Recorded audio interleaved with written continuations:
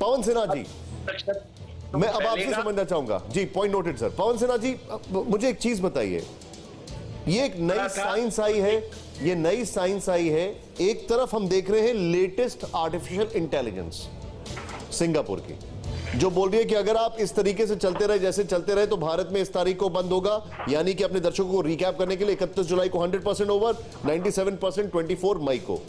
लेकिन वशिष्ठ संहिता कुछ और इतने साल पहले की, वो इससे कोलैबोरेट कर रही है। नारद संहिता में प्रेडिक्ट किया गया, सबको मिक्स किया जाए तो इसका सारांश क्या है सर? देखिए, सबसे पहले तो मैं हमारे सारे पैनलिस्ट को राम राम कहता हूं, प्रणाम करता हूं। एक दिन और भी जब आपके साथ इस मुद्दे पर चर्चा हो रही थी TV9 पर, TV9 ने लगातार ये मुद्दा उठाया है, तो उसमें कुछ एक डेट्स मैंने बात की थी कि 16 अप्रैल से 16 मई के बीच में जो हम दवाई या वैक्सीनेशन हमें मिलनी शुरू हो जाएगी, उस पर रिसर्चेज तेज हो जाएंगी दवाई पर खास तौर से। 16 मई से 16 जून के बीच में हमारे योग बनते हैं किसी वैक्सीन के मिलने के, या हमारे पास एग्जैक्ट दवाई आएगी। अभी तक कोई मेडिसिन एग्जैक्ट हमारे पास है नहीं। 16 मई से 16 जून के बीच में तो एग्जैक्ट मेडिसिन आएगी या कोई वैक्सीनेशन बनना शुरू होगा।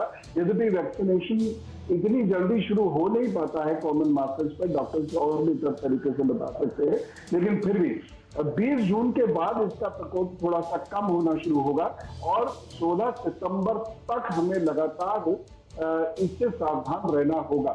यद्यपि जो सर मॉडल का, SIR मॉडल का प्रयोग करते हुए सिंगापुर यूनिवर्सिटी ने भी ऑलमोस्ट जो देश भी हैं, लगभग आसपास के देश भी हैं, यद्यपि सर मॉडल जो है, जैसे डॉक्टर सुशीला जी ने कहा, ये बहुत रिलायबल मॉडल नहीं रहा है। ये परम्यूटेशन कॉम्बिनेशन के आधार पर है और एक इस वक्त क्या पोजीशन है और वो पोजीशन मेंटेन रही तो ये रिजल्ट कितने समय में आएंगे, ऐसा ये मॉडल कहता है।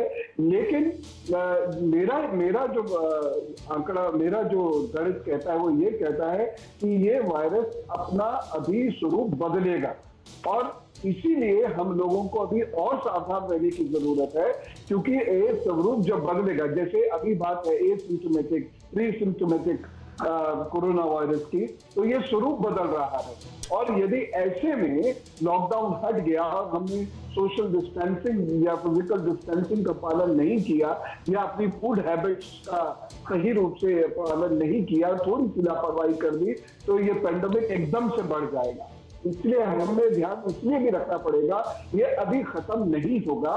16 सितंबर तक पूरे भारत को, हर व्यक्ति को एहतियात बरतनी बेहद आवश्यक है। और इतने बीच में 16 जुलाई से जो लगभग समय शुरू होगा, ये 16 जुलाई से 16 सितंबर के बीच में ये वाटर बॉर्न डिजीज का समय भी शुरू हो जाएगा। इसलिए और भी ज्यादा सावधान रहने की आवश्यकता है कि कहीं पानी से कोई रोग ऐसा ना उत्पन्न हो या यही वायरस मैं एग्जैक्टली तो नहीं सर, मैं आप लोगों की बातों को, मैं आप लोगों की बातों को अपने दर्शकों को एक बॉक्स में रख के प्रेजेंट करना चाहता हूं। और मैंने जानबूझ के डॉक्टर श्याम अग्रवाल आपके पास लास्ट में आ रहा हूं इस राउंड के, क्योंकि मैं चाहता था कि मैं आपसे एक जिस्ट लूं बहुत सारी चीजों का। पहला तो मैं अपने दर्शकों को बताना चाहूंगा, पवन जी का यह कहना है कि 16 मई से 16 जून वैक्सीन या कोई दवाई। पुणे के सीरम इंस्टीट्यूट, ये पवन जी ने ये कहा है, अब आपको फैक्ट्स बता रहा हूं। पुणे के सीरम इंस्टीट्यूट ने ऑक्सफोर्ड के साथ मिलकर 3 वीक में वैक्सीन बनाने का दावा किया है। ये रिपोर्ट थी, ठीक है जी, ये रिपोर्ट थी।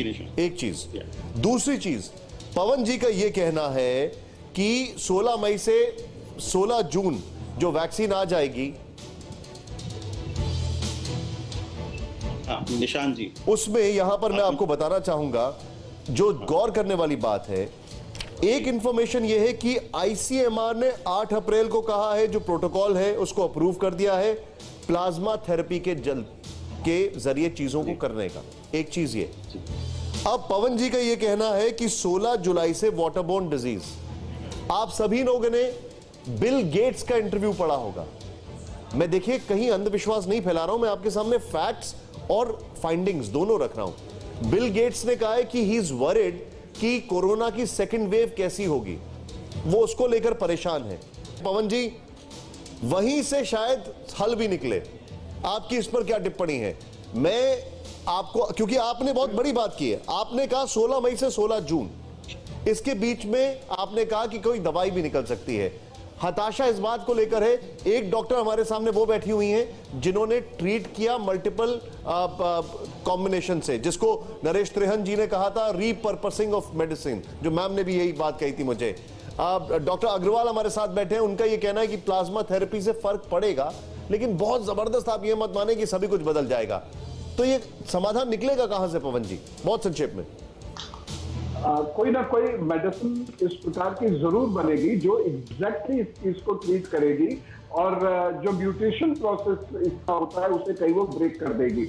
ये मुझे पूरी उम्मीद है ये ऐसा होगा। लेकिन इसमें हमें, मैं पुनः कह रहा हूं जो बात मैंने कही थी अभी भी, कि हमें 16 सितंबर तक फिजिकल डिस्टेंसिंग का पालन करना पड़ेगा, अपने लाइफ स्टाइल को बहुत अच्छा रखना पड़ेगा, स्ट्रेस फ्री रखना पड़ेगा, इम्यूनिटी को बढ़ाने की कोशिश करनी पड़ेगी, क्योंकि ये रिलैप्स होगा। ये मैं पूरे कॉन्फिडेंस से कह रहा हूँ, रिलैप्स होगा। लेकिन जिस तरीके से अभी हमने इससे मुकाबला किया है, हम तब भी इससे मुकाबला करेंगे। अभी भी हम जीत रहे हैं, तब भी हम जीत सकते हैं। लेकिन केवल डॉक्टर्स के ही प्रयासों से नहीं होगा, केवल गवर्नमेंट के ही प्रयासों से नहीं होगा, जनता को बाय एंड लार्ज इसका पालन करना पड़ेगा, जो हमारे रिस्पेक्टिव डॉक्टर लगातार कहते चले आ रहे हैं।